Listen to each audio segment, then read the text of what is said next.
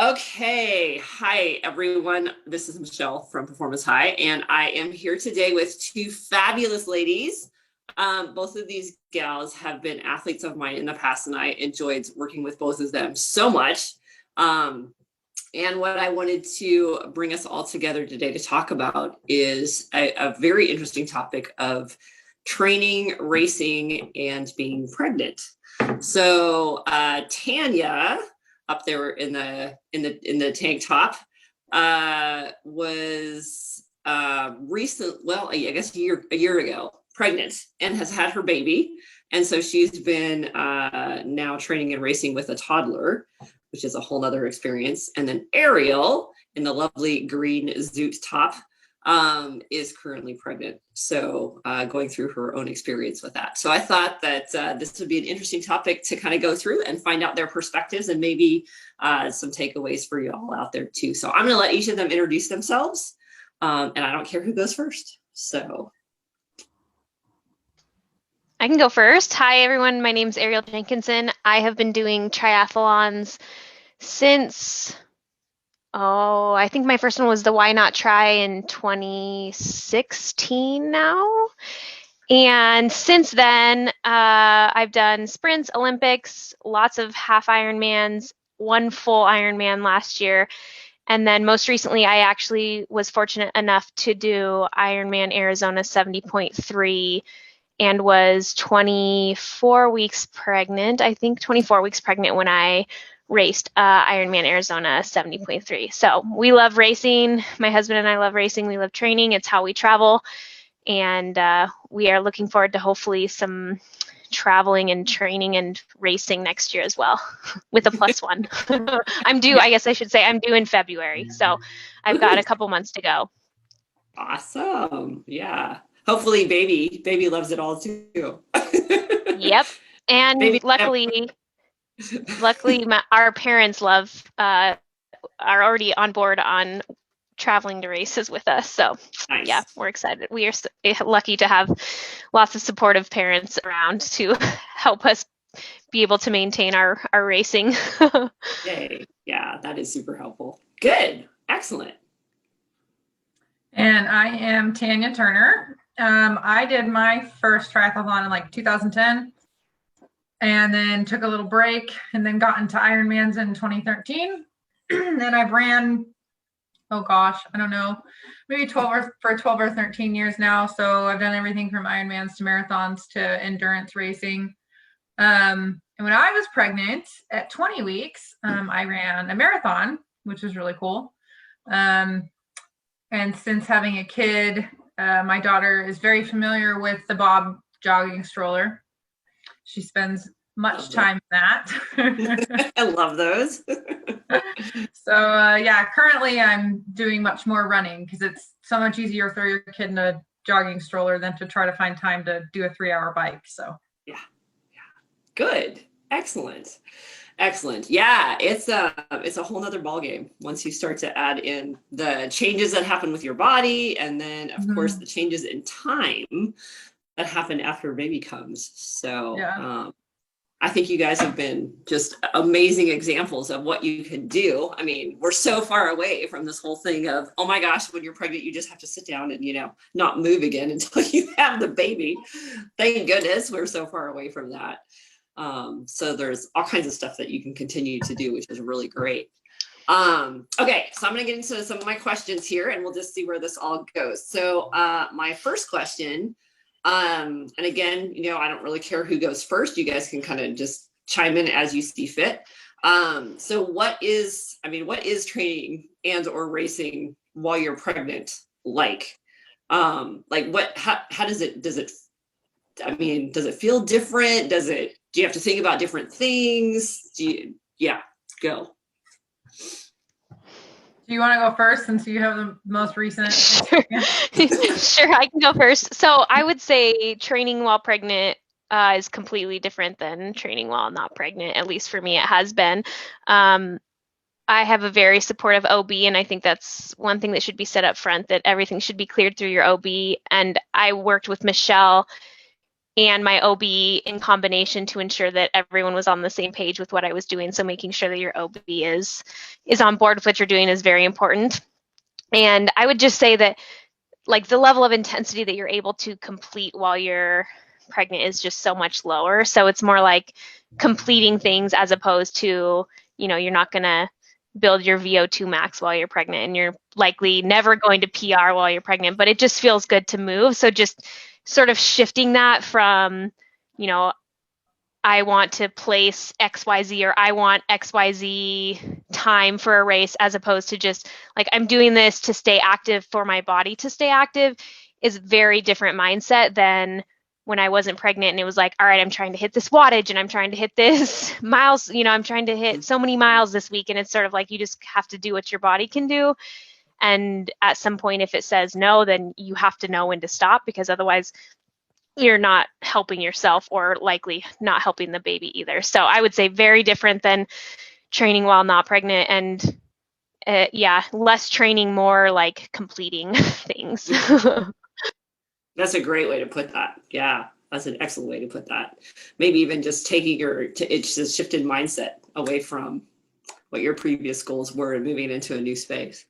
Tanya? Yes, exactly. The goal is definitely, I was just going to say, the goal is to complete and to be healthy and be hydrated, as opposed to, and be making sure your nutrition is on point, as opposed to like, before you could maybe throw in a workout when you weren't at your peak because you forgot to drink water or whatever. You just can't really do that. You have to be like, everything has to be put together in order for you to be able to complete a workout. Mm-hmm. Yeah. Yeah. The first thing that came to my mind when you asked that was, well, first you have to like check your ego and put that to the side. Especially like when you're early and people don't know. And so they're like, why isn't she yeah, that's a great point. But you can't just be like, well, because I'm pregnant. Like you have you have this need to like give disclaimers to why you're not, performing like you normally do. But yes, what Ariel said is dead on. It's more like your type A personality just has to shift, and you have different types of goals. I downloaded different types of apps that would like just count the miles that I did, and I would log elliptical miles on it, like even stuff like that. So when I had to adjust things, I still felt like I was accomplishing things. And then actually, what's really cool though too about just continuing to be active is they've actually done a lot of studies that even though, like to Ariel's point, you won't increase your VO2 max in the moment, like the long-term physiological benefits of being active while you're pregnant go a very long way. And I have 100% experienced that since being postpartum, like how my level has gone up even further. So it's like in the moment, it's just like, know that this is just temporary, but there's so many benefits to what you're doing. Just be patient. Yeah. Yeah. No, I think that's a great point to remember, is that it won't last forever. And so as long as you continue to maintain what you can, that's going to pay off dividends, huge dividends. It's like you're putting money in the bank that you're going to withdraw later on once you're through your pregnancy. No, that's an excellent. Yeah, exactly. Yeah, that's an excellent point. Yeah, I know. I remember the day. It was more when I had a toddler, and she was in the bike cart a lot and bike commuting to the Y, and having this epiphany of, this is my workout today. Like the bike commute is actually part of the workout, which I had never put the bike commute part into the workout. That was always, that's just what you do to get to the workout. Yeah. Now it's like, oh, this actually probably should count, huh? Because this is all I'm getting done today is the bike commute part to the grocery store or whatever. So yeah, I remember when I was pregnant, I would just set little weird goals, even though they were like totally not normal. Like I set this goal that I was going to park on the top of the parking garage and walk all the way down the flights of stairs until I delivered. And I did it. And yeah, I didn't cave, but it's just like little things. And I was like, yeah, but it's different. Yeah. That's excellent. I love that. Yeah, for me right now, it's like I'm working from home. So it's like walking the dogs 3 times a day. Like we walk the dogs morning, lunch, and evening, no matter what. And it's like I will keep doing that until someone tells me I cannot. Because it's at least getting some movement. Yeah, I know. It is funny how your athlete brain just kind of starts to shift a little bit. And yeah, I had to stop. I was mountain biking. I had to stop mountain biking at 5 months. And when I realized that I had to stop that, I was like, oh, well, I can just start hiking up Table Rock now instead. It's like that's great. We'll just shift it to something else that you can do. So yeah, no, that's excellent. So what have there been, were there or have there been any surprises in terms of exercise and pregnancy?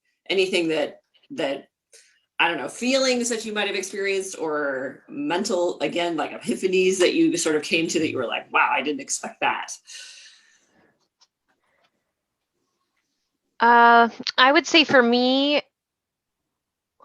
like I knew that I had completed Ironman Arizona 70.3 properly when I woke up. Well, when later that day I wasn't sore, and the next day I woke up feeling normal. And so it was sort of like my OB said something like, "You need to make sure that you're going to the bathroom at every single porta potty." And I can tell you that I have never stopped at a porta potty during a 70.3 in my life and I was hanging out with people in the back that I never thought I'd be hanging out with, but we had a great time, and lots of people stop at porta potties is what I found out. Just never me. And I had my Camelback, so I think, yeah, just like to what we were talking about earlier, just reframing what it looks like to like have accomplished your goal, which is not like, oh yeah, I'm sore and I think I really crushed that, as opposed to like, hey, I feel great and I think I did this in the proper way. Yeah. I love that. I'm hanging out with the people going to the porta potties. And to Tanya's point, I did feel like I needed a shirt or like something on my kit that was like, hey, I'm pregnant. Like, I'm not normally this, but it's like, you don't need to justify your every, but people would be cheering for me and I would just be thinking like, should I tell them? It's like, no, they don't care. It doesn't matter, but you have to check your ego, to Tanya's point, because it's like, I'm not used to being where I am, but I have to just accept that I'm lucky that I can even be where I am right now. And if it takes me 7 hours and 30 minutes, it takes me 7 hours and 30 minutes in 100-degree weather. Which is a great time, really. Yeah, I mean, it was great. Lots of 6 porta potty stops or something crazy. Yeah, that's awesome. I think I was surprised at like what I was able to do. Like and how supportive my OB was about it. Like I thought I was going to be in for like an argument, I guess, for lack of a better word, or like have a hard time finding somebody who was supportive of that, which was not very hard. We actually have the same OB for obvious reasons. But yeah, so that was a surprise to me, just because, well, coincidentally, like the big thing is you can't do something that your body's not used to in the moment, like once you get pregnant. So I was coincidentally getting ready to pace AJ for a 100-miler. So I was already doing like 16, 18-mile runs on the weekends. So it worked out well that I could do a marathon at 20 weeks. So anyways, I don't quite remember where I was going with that, but oh, right. So it was partially that, but then it was also cool to see, like Ariel said, it's different. You're not like pushing, but you can go out and do like a pretty amazing accomplishment. And at the end of the day, be like, yeah, that was good. I can run tomorrow. Like if you just, depending on how you approach the race. Yeah. No, that's excellent. So did you guys find that the slower paces, I mean, how do I want to say that? Because sometimes when you go off of your usual pace, it actually hurts more. But I mean, maybe it didn't so much because you were already training into those slower paces than what your usual has been when you were non-pregnant. Wait, not so pregnant. when you usually go off of like your, Well, you know how everybody kind of has their sort of comfortable pace that you typically go at. And sometimes when you deviate from that, it actually makes you more, like it can make you more sower. oh, You know what I mean? So even I if see it's what you're saying. slower, it can make you more sower Mhm. because it's not your normal pace. Your body's not moving in the same, but maybe Yeah. you would have already been adjusting those paces as you were going through pregnancy. So it was. Yeah, it's super gradual. Like basically what I did is the rule that my doctor gave me was you have to be able to have a conversation. Mhm. So I ran for as long as I could, and then I switched to run walks. And so just depending on how I was feeling that day, I would either adjust the interval or adjust how hard I was running during the run interval. And it really was like a progression, slower and slower and slower. But then I was still almost like, it was never like a super, super slow run, because then I'd have that walk interval to keep my heart rate under control. But because I think in the end I was doing like 30-30s, just whatever I could do to keep moving. But so yeah, I think to that point, that's probably why it didn't feel like that, because I totally felt that before, where you all of a sudden run slower and then it's your body is wrecked. Your body's like, ugh, yuck. This is not normal. Yeah. Yeah. Interesting. Yeah. Yeah, I would say the same. I think I started at 4:1s, and then at the race, I think I was doing like 1:1. It was like, all right, just trying to keep moving, keep moving. But yeah, I think the slow progression of the slowing down prevented that like initial soar. But yes, normally running slow hurts bad. Running slower than your normal pace. Yeah. I think the other thing that surprised me was how much I learned that I could apply to my normal racing self. Ooh, yeah. Talk about that. From racing pregnant, because like that marathon I did, I ran it very.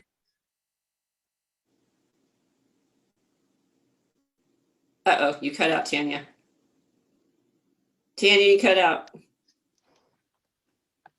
Uh-oh. Yeah, yes, she cut I out. can hear. You can hear her? I can't hear her. I can hear you though. Tanya, you cut out. Here, I'll chat her. Yeah, send her a chat. I can't hear you for some reason.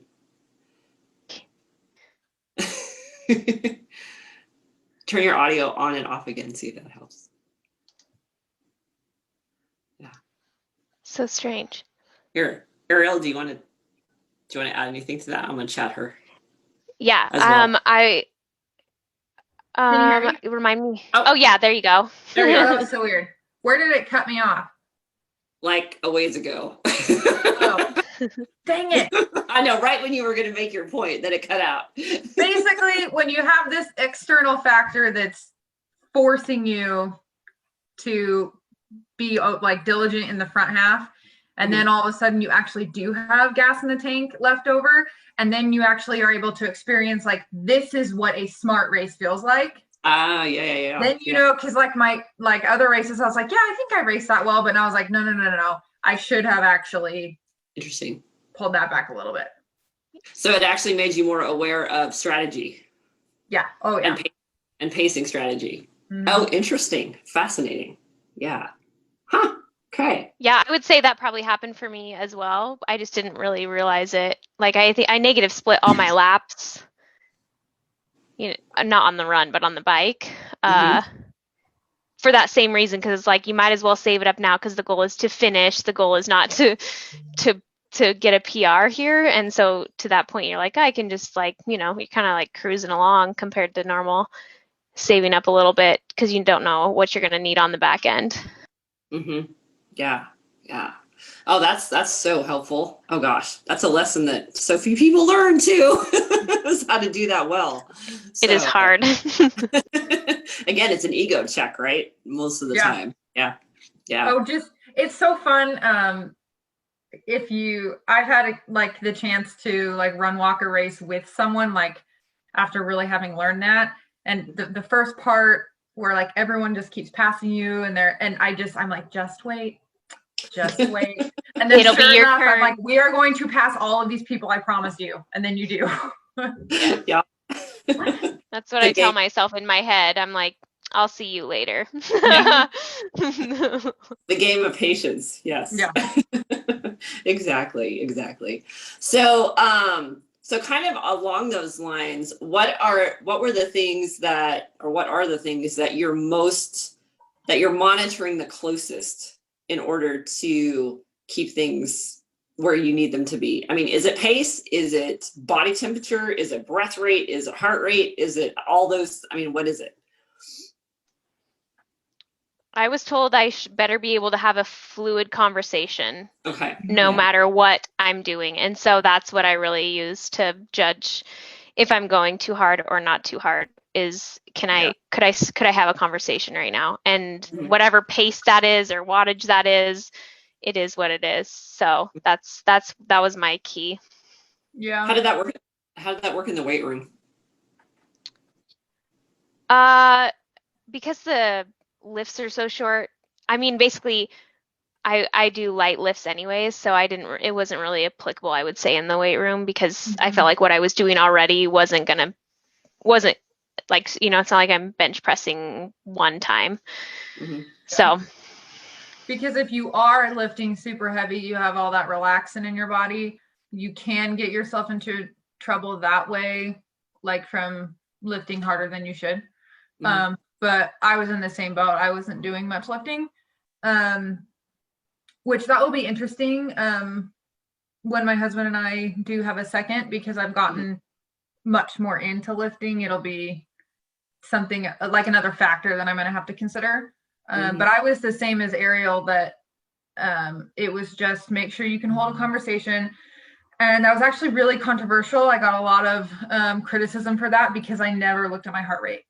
It was always, can I have a conversation? And I had people that were very concerned.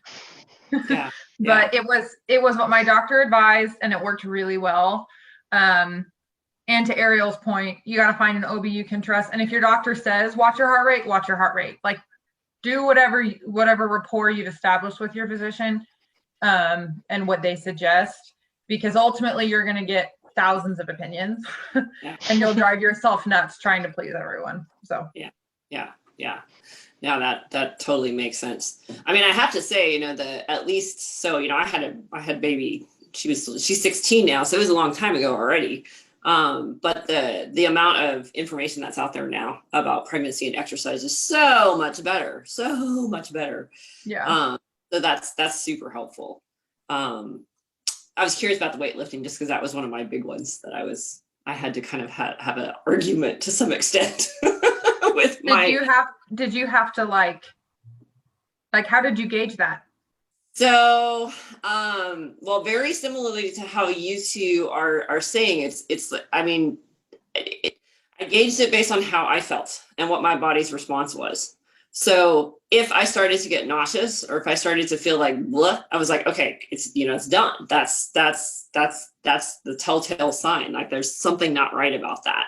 So I started cutting out different movement patterns based on that. So crunches went out the window, lying down exercises went out the window pretty quickly, those kind of things. But I remember, having this conversation about, she basically told me, and I don't fault her for this. I'm sure it's a solid recommendation at the time, but she said, you don't lift anything over 25 pounds. Oh. And I'm like, what? That makes no sense. Yes. My grandma tells me, like, when my grandma came around, she was like, I don't even know. I think I was lifting. Oh, she brought me a rocking chair that she used to rock my dad in, which was very sweet. It's like wood. I don't know. It's maybe 10 pounds. She was like, no, don't lift it. And I just like kind of laughed. I was like, Grandma, I just ran a 70.3. Like, I think I can lift this, but it's very, old school. Like, oh, you are precious. Do not overstrenuate, or do not do strenuous activity. It's like, I think I can lift this. So I basically just compromised and I started doing single arm lifts. And I was like, well, I could do 25 pounds with one arm, so I'll just do that. I'm technically not more than 25. So it's like, okay, I'll adjust that. So that way, if she asked me, did you lift anything over 25? I could say no. Sure didn't. I was like, that's so silly. I mean, if you have somebody who's been accustomed, like you were saying, whatever you're accustomed to doing prior, that allows you to do those same things with modification. I get that. But it's just that, you don't want to start taking on new things in the middle of your pregnancy. So yeah, interesting. So talk about how you guys handled I don't think you should be doing that, or what the hell are you doing, or don't you care about your baby, or that kind of thing, because I'm sure you guys got that. I'm gonna let Tanya go because I accomplished all this during quarantine, and I didn't tell anyone that I was racing. I didn't tell anyone I was racing the 70.3 until after. So because I just assumed it was no one's business, and I would let people know after, and I was doing it for myself. So I have not really experienced that thanks to the pandemic. All the training has been inside. Swimming is, people don't look at you sideways if you swim while you're pregnant. So that I let Tanya answer. Well, and I didn't really get that until almost 30 weeks, because I was similar. I purposefully kept it on the down low for well over the first half of my pregnancy, because I just didn't want the opinions. And then once it was obvious, in the pictures, I had a really hard time not letting it get to me. I think it's easier said than done. Just don't care what people think. But when people reach out and say hey, I'm a nurse and I'm really concerned about what you're doing. And it's hard to hear. But I would always just go back and mentally just be I'm doing what my doctor says. I'm listening to my body. I'm okay. But it was very frustrating with how many people. You can tell when somebody asks out of genuine curiosity versus I'm wanting to give you my opinion and tell you that I think what you're doing is wrong. So yeah, you just do the best you can to not, worry about it. But I ran up to 40 weeks, and it was the coolest thing though was, I would always get the opinions from people who didn't run or didn't work out and didn't understand. I get that.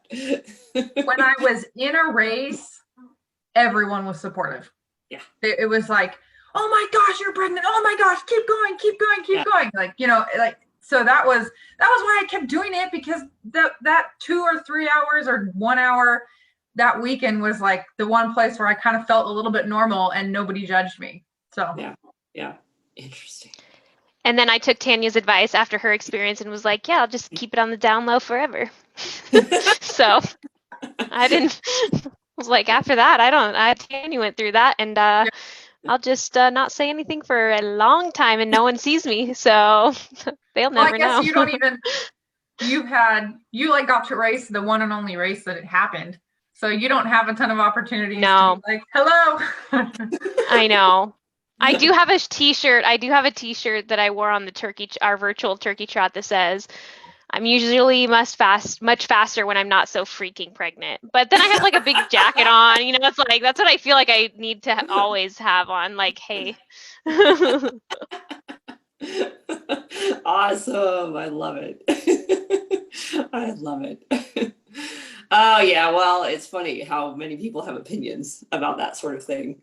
And they're not afraid to share them with you either. And the other part that's hard, I think I'll be much more confident the second time around, but you do have that little fear your first time, what if they're right? Right. But the reason why you absolutely have to just be on the same page as your doctor is because then if something does go wrong, that you were doing what was medically advised and that you're okay. So then you don't go down that path later. But I'm excited for when I get to do it again, and I'll be no, I know this works. I'm good. I got this. Yeah, I totally got this. So actually that's a great segue into this question, which is, what do you think the biggest misconception is out there that needs to be adjusted and corrected? Oh, there's so many. Okay, top 3. Well, that you can't, I don't know, that there's no like one size fits all for what you should and shouldn't do. Yes. So there's like that. I think another misconception is that it's just easy for some people to be active and not for others. Like people, I got the comment a lot of, wow, it must be so nice to like feel good and just want to work out. I'm like, no. I never want to go run, but I feel better after, you know? Because I think when you do see people who like watching Ariel do what she did, like I'm so proud of her because I know how hard that is to tackle 3 disciplines while you are pregnant. Like it's absolutely amazing. So probably those 2 things. I just wish more people felt empowered to like break the stigma of like our society supports being on the couch. They don't support being active when like really if you sit on the couch for your entire pregnancy, that's by far worse. Yeah. Than what Ariel and I did. Yeah. Exactly. Ariel? I would say, yeah, definitely along the same lines, just that, you know, being active while you're pregnant, there is research. I think our OB even sent you an article, Michelle, like he is like gung-ho about this staying active and all of the academic research behind it. So, you know, for people who are not already active to then see what my version of not so active is, it's still alarming to some to what my level of activity, which to me is like a third of what I normally do. And yeah, just like it's okay. It'll be good overall. Yeah. I think she's like likes running around inside of me. Like I think she's quieter when after I get done doing something. Yeah, well, I mean, there's all that blood flow that goes through your body, and all the hormones the good feeling hormones that come out. I mean, it's all awesome stuff. Well, the thing that, and this is, I think, you know, exactly what you're saying is the thing that I kept thinking about was all of those women in the centuries before me that were out in the fields, you know, doing whatever it is that they had to do in the to survive. To survive, and they were pregnant, and you know they had to do it. I mean, it's not like they had the option to go sit down on the couch for, you know, the 9 months or whatever. I mean even your grandmas, you know, they were just doing stuff. You just have to keep living. So yes. like my grandma Johnson, she that's my dad's mom. She only had my dad, and she was like, she always says, "Oh, you're eating for 2." I was like, "No, Grandma, I'm not really eating for 2." Then she's like, "No, you're really not eating for 2. You're like eating for like 1 1/4 or something." Yeah. And then she's like, "Well, you know, these days," what'd she say? "These days, the doctors are trying to make sure that, you know, you don't gain 70 pounds like I did when I had your dad." I'm like, 70 pounds, Grandma? They would not, you know, it's just like, it's such a different mentality today than it was 55 years ago, that it's weird. It's funny when I see her, because the comments she makes, I'm like, Grandma, no, I'm not eating for 2. She like, you know, piles on the food. I'm like, I am not that hungry though. You know, like I have, yeah. So Tanya, you were gonna say you don't like that. The eating for 2 comment like always cracked me up. Or if I like turned down a donut at work or whatever it was. But you're pregnant. Like, okay, well, because actually I found it really hard to not, like, I think I ended up gaining 30 or 35 the whole pregnancy, which is very good. It's like that's average, I think. But that was hard. Like I remember second trimester being like, I have to be diligent about eating nutritious, healthy food, or I will gain like 50 or 60 pounds. Like it could have very easily gone that way. Yeah, for sure. Which is hard when everyone's making, like Matt and I had sugar cookie decorating competition. It's like, I could eat all these sugar cookies, but you know, it's like your body's like, Thank you for all the butter. And I'm like, I probably don't need all of the sugar cookies, but a couple. Mm-hmm. So did you guys have any weird cravings? I got no cravings. I was like, okay, what is this No. whole craving thing? I don't know. Like, to me, that just says that you're not eating good, nutritious food throughout the day if you have weird cravings like that. But I don't know. I eat a lot of pickles, and I still eat a lot of pickles is about it. So that's about all. Yeah. I really liked cheeseburgers. Yeah. That was and actually I like never loved them before being pregnant. And then I ate them quite a bit. And I tried to be like healthier about them. Yeah. Didn't always work. But Get your organic cheese on there. Yeah. Yeah. But actually that has not changed since post baby. Oh, like really? I still enjoy them. Yeah. I also have low iron, so I think that might be part of it too. Like got pregnant and then had even more of a deficit, so then that's like what my body wanted, but who knows. Yeah. That's funny. Yeah, I was waiting for the weird cravings, and I do not like pickles, and I did not eat a pickle while I was pregnant. No way.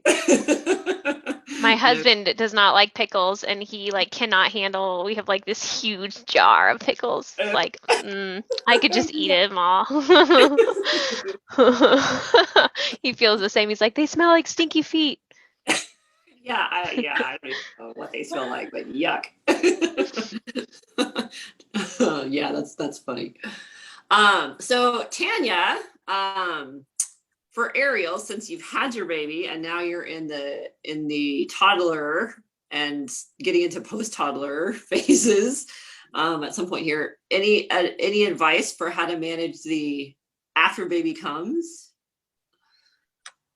Well, you kind of just do the same thing, like listen to Dr. Carlson for sure, because he will guide you down the straight path that you need to, like help with your, like focus on your mental well-being too, but but yeah, like you'll listen to your body and get back out there as quick as you can. Like I thought that was helpful, like as long as my body permitted it. Because like I was running 4 weeks post C-section, like really early. So that, and when you have an hour to get your workout in, you don't skip it, because that's the hour that you get. So like it almost makes you more productive, because like before, when you're like, oh, could I sleep in? Oh yeah, I could fit this in later. I could do this here, do this there. Like you don't have room to negotiate with yourself, because I either have it in the morning or I have Maeve's nap if she naps. So if you really want to be sure about it, you get your butt out of bed and you do it, So, but yeah, make time for yourself too. Like make that a priority. Like it's not, mom guilt is real, and you'll feel like you're not, like sometimes it's not okay to make time for yourself, but you should have an hour where it's like, no, this is where Matt's going to take over, Dad's going to take over. And luckily you have a phenomenal husband who's an amazing partner who will do that. But yeah, it's so fun. I think it's so much better than before. I'm nervous. Yeah, you'll figure it out. Yep, well, we'll figure it out. You'll have 1 week where you're like, my schedule is on point, and then the next week you're like, can't. Okay, next plan. It is what it is. Yeah. I think actually one of the, and all the way through, that's one of the biggest pieces to recognize, is just when you think this is never going to change and you can't stand it one more minute, whatever it is, it'll change. Yeah. So it's like you just got to just get through it, whatever that particular phase is. Yeah. It'll move on. It'll definitely move on. So anything about your bodies that you've kind of been like, whoa, okay, wasn't expecting that, or I really have to be careful about that particular thing? I mean, you don't have to go into graphic detail, of course, but anything like that was unusual, surprising, or that you were like, I wish somebody would have told me that? That's a off the subject, or I didn't give you that question, so I know I'm putting you guys on the spot. But I would say for me, because of the way that she was sitting, like the way that she sits, I had to actually like provide a little bit of support to like my belly. Like I used KT tape to sort of like oh, help the pounding, I guess, which I didn't necessarily expect because like Tanya felt great while she was running, and I'd get done running, and I'm like, I felt like I just did lower abs for 5 hours. Tanya's like, no, mine felt great. I'm like, what is going on? But it's like where the baby is sitting and how it's like pounding on my, I'm assuming, pelvic floor, which is not hurting baby or me, but it just is like, it's not uncomfortable while I'm running. It's sort of after. So like, I didn't really expect that, but you Google it and it's like, oh yeah, everyone, lots of people deal with that. So that was something that I wasn't prepared for, but wasn't like, it's not a showstopper. It just was different than I was expecting. Yeah. Yeah. So I was expecting more of what she's saying. And then just like, I was fortunate to where I didn't. And yeah, actually like when you're running, you feel normal. Like, yeah. When I would do my run walk intervals, I would look pretty normal running. And then when I would break to my walk, it was like immediate pregnant waddle. It's like night and day difference. That's so true. Yeah. That's funny. Oh dear. Yeah.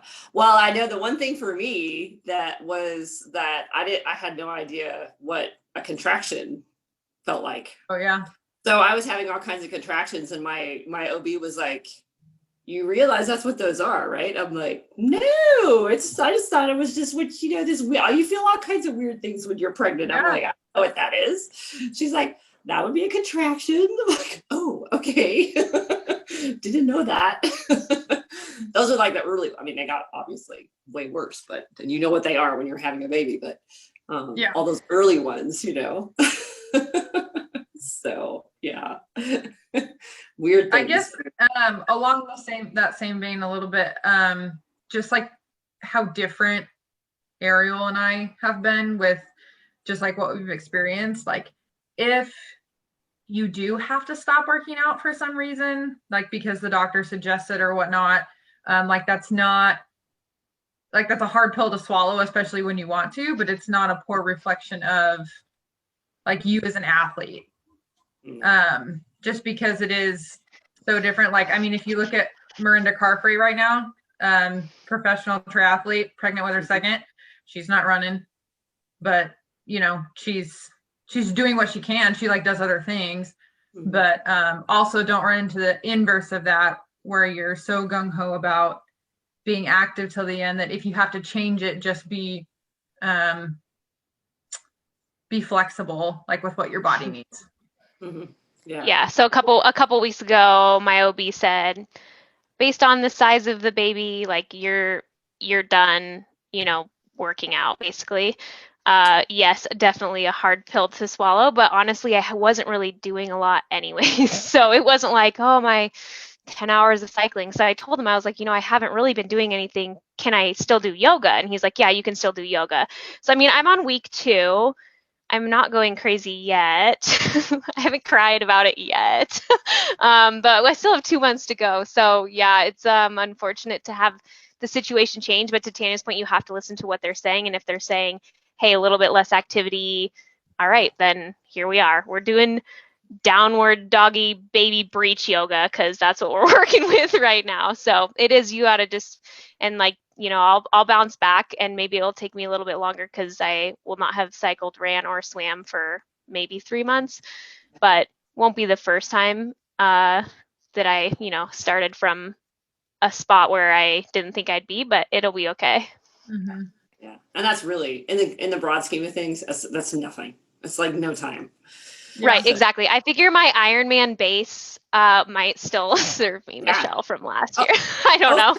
For sure. Oh yeah. No, you will not start from zero. Oh my gosh, So no. There's no way. Michelle will be helping me get back. So Yeah. No, so I had 3 weeks of complete bed rest at the end. So it was like I could only get up to go to the bathroom. That was it. That was it. It was bizarre. It was bizarre. And at first it was like, what? yeah. And you kind of take it, you almost sort of take it a little bit like that's like what happened? Like what went wrong? Yeah. It's like, no, nothing. Yeah. It's just the way it is. So, Yeah. Yeah, and I did. I even asked him, like to Tana's point, I asked him, I was like, does this have anything to do with like the training and he was like, don't even finish the sentence. The answer is no. I was like, I just needed to hear it out of your mouth. Like Yeah. I needed to hear, like, it's okay. This is nothing that you did. And yeah, I might be, Michelle, texting you next week. Every appointment that I go in, I'm like, oh, is this the one where he's like, okay, you're done now. Now you're not walking around the block. So we'll see how it goes. It is what it is. But yeah, let's hope I'm not in control anymore. That's pretty rough. I do wish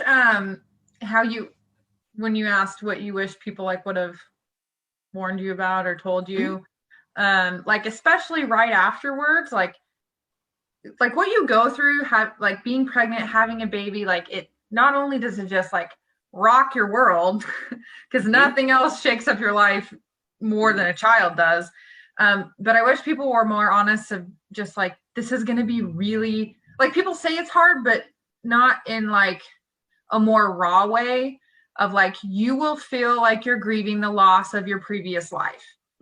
Stuff like that. I remember like you came over and just cried on the couch with me, and that was like one of like the most tender moments of my postpartum, because you were just like so honest and just like, yeah, I went through this. It really sucks. I can't help you, but I'm here for you. And like, you just, now having been through it, I know that like you do bounce back and you do go back to normal, but it's like scary when it's unknown. Like, so instead of just being like, yeah, it's hard, being like, no, this is why, like, these are the types of things, especially like as an athlete and having that mentality and wanting your life to be a certain way, just that it's like the boat's going to be rocked for a while. Yeah. Well, I think you're absolutely right, Tanya. I think one of the hardest things, not that we have to go down this road, but I think one of the hardest things for gals like you and me was this concept of, as an athlete, you're so used to controlling things. You're so used to saying, okay, if I do this workout, then I know I get this result. This gets better. This gets worse. I know how to manage this. I need this amount of, everything is very like controlled, and you're used to if A, then B. Yep. And oh my gosh, there's nothing like that when you have a baby. I mean, it just, all that, it's just chaos. It's absolute chaos. And you just feel like you're so completely out of control. Like you no longer own your body. You no longer own your time. It takes a while to get used to that. And it gets better, obviously, over time. But in the beginning, it's like, whoa, what the hell? Yeah. But then you like do learn that A plus B plus C, D, E intermittently equals F. Yes, exactly.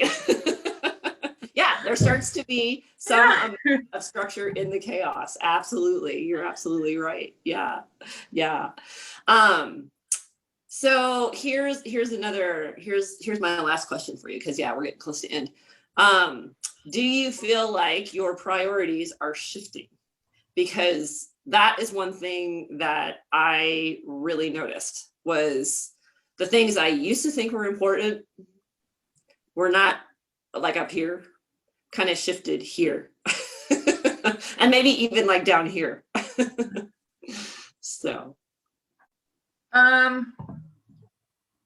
yes and no. Like my fitness is still one of my top priorities, but it does look very different.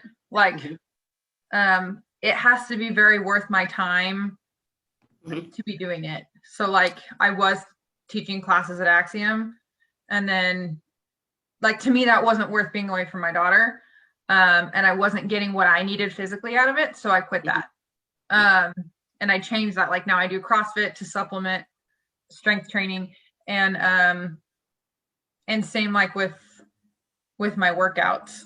They're just like, it's, I guess if you want to say it's less of a priority because sometimes you commit less time to it, like that is one thing.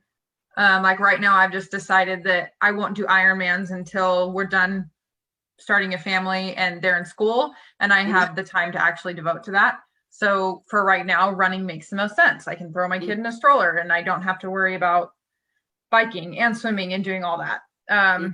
So I think it looks different, but like the ultimate priority of like devoting time for yourself and like always trying to be a better version of you, that still stands. Yeah, that was very well said. Yeah. Ariel? Any sense of that point? Well, yes, at this point, I mean, when the doctor says, you know, you need to, like, there's no more cycling, even though I asked for a new kicker for Christmas that I'm not going to be able to use, it shows up under my tree. Yeah, I mean, I have to go with what the OB says, you know, so it's like, it is what it is. And that was a shift that is like, I can only do what's in my control, which is doing yoga. And so I'm going to get really good at yoga, hopefully. So yeah, I think it will change. You know, my husband and I, historically, Matt and I always trained together. Like, you know, we swam together, we biked together inside, we would start our runs together. And it's like, that's going to have to look different in order for us to both be available and not, and also be raising a child. Like if we didn't want to have a family, then, you know, there's going to have to be some priority shifts. So we've talked about that. To Tanya's point, it's going to look very different when she comes, and it'll be interesting to see how it goes, but we both communicate very well. And I think that's probably very important. And Tanya, you can probably speak to this, is like, we both have very supportive spouses, and that's something that is key. Or family. My mom is in town, which is wonderful, and she is like ready for this first grandbaby. So like, I know that there are people who will love her when I am taking that hour, 2 hour, or we decide we're going to go swimming together. She's still going to be in a safe place. But yeah, I think priorities will definitely change, because honestly, before this, it was work out, eat, walk the dogs, work out, eat. You know, it's like, this is our lives. We love it. You can see my wall. Like, we love racing. So yeah, it'll be different for sure. But, you know, it's not like I was ever the fastest or I was ever looking to podium and now I'm like, oh, I'm never going to podium. It's like, I'm a finisher and I will always be a finisher. And I do this because I love being active. And you know, someday I would love to go to World 70.3, like Tanya has had the opportunity to do so. And now I think we're probably looking like 10 years from now, because who knows, you know, it's sort of luck of the draw anyways, but it's like, you have to just reprioritize. And that's what I was telling Matt, like, you know, I really want to do World someday. And it's like, someday might be when I'm 60, because that's how the slots roll down. You know, it might not be next year, or, you know, it could be depending on who shows up. So yeah, definitely changing goals. My husband and I had to start practicing using like a shared calendar, because before Maeve, we did whatever we wanted. Like, he hunts and I train. So we wouldn't even ask each other, like, this weekend I'm going to go do this and this. It was just like, this is what I'm doing. And we'd tell them the night before, you know, like, it's, but you can't do that. So now we have this, our system, we created a system and it works. It's, if you want to do something and there's already something on the calendar, the other person gets it first. Yeah. This sounds like a great plan. This actually happened to me for the first time when I got my teeth cleaned 4 months ago, and she's like, okay, your next appointment is going to be March. And I'm like, wow, like, I can't just, I'll be on maternity leave, but like, I can't just go to my appointment. You know, it's like this whole different thinking of like, okay, can't just like, it's not like you put the kid in the kennel like the dogs do and you leave. You know, it's like, hey, Matt, I'm going to make a dentist appointment. Like, what a weird thing to have to communicate when it's like at 8 o'clock in the day. Totally. Shared calendar sounds great. We have one. That sounds like a great rule. I'm very organized, so maybe I'll just put my things on there first. But you just like, so like, September is probably the hardest month, because September is like prime marathon racing month, and that's also elk season. So like I just have said like, hey, I'm going to get one weekend and the rest are his, because I know that's like more important to him. Like I can race any month. He gets one hunting season. But she's like, you figure out how to make it work, and it does look very different than it did before, but it's so worth having the kid. Oh yeah, they are awesome. They change your life in so many awesome ways. Yeah. And it's the coolest thing when you start to see their little personalities coming out. It's like, oh, wow. The coolest thing. Well, any last thoughts, ladies? This has been so awesome. I've loved this. Any last little comments or? I think my last comment would be just, if for anyone out there who is getting ready to try and start a family, is to like make sure that you have a support system like Tanya. Like, you know, Tanya is way more of a hardcore athlete than I am, and she's much faster than I am, and has done it all. And I feel like if Tanya can do this, like I can do this. And she's been very honest about like what her experience has been, so I don't feel so alone. So I am very thankful to Tanya, because she has sort of paved my way for when this occurs in anywhere between 2 and 10 weeks from now. And so I know that I can call her happy, crying, mad, and she's going to be like, it's going to be okay. It's going to be okay. So like having that support system. There's also a group on Facebook called Women for Tri that I joined, and I'm not like a big Facebook person and I don't post a lot, but sometimes like, you know, when I was having those weird pain, like not pains, but like weird feeling, and Tanya's like, I felt great. I'm like, okay, I'm gonna have to go somewhere else for this, because Tanya feels good. And it's like all these women are like, oh yeah, you know, like get some KT tape, make sure of course you check with your OB, but here's some advice.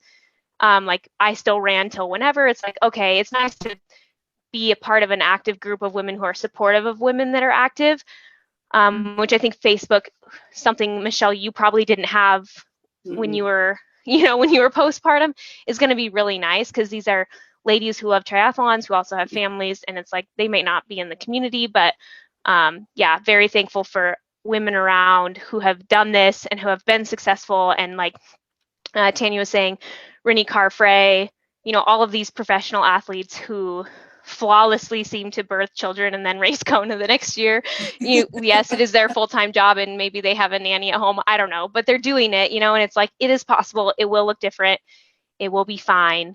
You know, I will always define myself as an athlete as well as a mom. And I think that's important to continue, you know, that I am a mom, but I'm also an athlete, and I want to make sure that that stays that way. Yeah. I would agree with all of that. I think you need to be an advocate for yourself and make sure you get the right type of people in your corner. Like Ariel said, if something feels weird, like with your doctor, like you're like, that seems weird that they won't let me do X, Y, and Z, like it's okay to switch. Ask someone who's gone through a similar thing, and if it seems like they had a more positive pregnancy, like have them for advice, accept their help. After you have the baby, when people offer to help, take them up on it. You know, like people offer. I don't know how many babysitters have, you know, like grown 50, 60-year-old, you know, like friends of my mom's who are like, I'll babysit. And if I ever really needed to take them up on it, I don't, because we have 3 sets of grandparents here. But I would, like, you can have that time. Like, don't be afraid to take that, like when people are wanting to support you, because it exists. I think it's a pride thing where you want to be like, no, I can like do my training and do all this all on my own. But yeah, so make sure you get the right people around you, and just be an advocate for yourself, and you can have like a successful, positive, active pregnancy. You can.